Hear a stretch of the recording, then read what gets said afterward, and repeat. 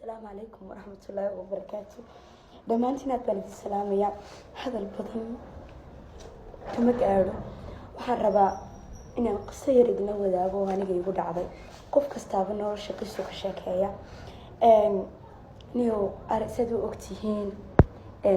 وانقول سدي المدوت ولا بر أرنكي سوشيال ميديا يراقب صدي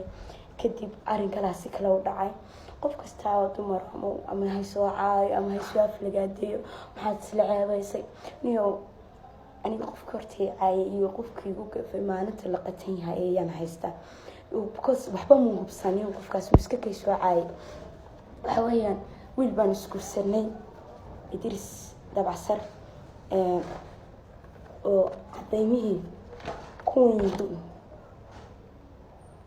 حتى طفل كارن كاو طفري محكمة تنتهي أنا وصلت قلنا هذا البدن إيمو قلاني تيك توك تو إنها ندين كوذي كارسيو لكن وانا دندل مريان أنا ونقرصدي مركان قرصدي نور خيامة كل سنة بينكو قرصدي نور بوحن كو قرصدي إلهي الله كاشدي وان وسمري وسول بيو قراراتي أن دبرك ورتيان وطلقاتي وان وسمري noloshii markii aan halka u dambeysay maray ayay wajhi kala yeelatay family baan soo kala dhaxgalay waan isku yara kululaanay adigu alla kuma samadarnaaday mar kale waxa soo dhan idinka sheekeynaya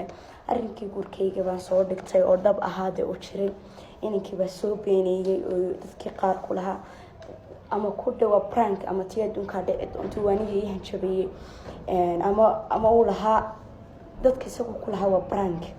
waxa halka maanta iga oohisinaya ama intuu soo istaajiyay ma ahan leeyahay wiilkii baan jecelahay wiilkii iyo doon waxa weeyaan inaan leeyahay isna sharaftiisii buu dhowrtay anigana imaamadii buu iga rid ma rabo magac ah inuu ii baxo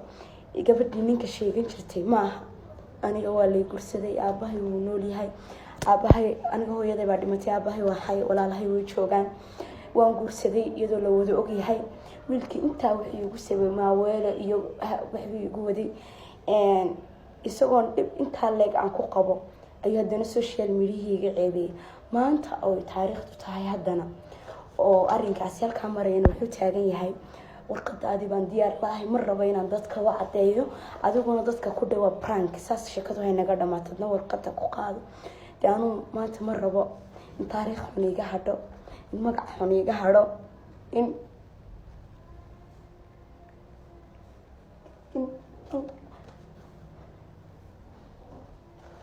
taariikh xun iyo magac xun toona inay iga hadho ma jecli because inan banaan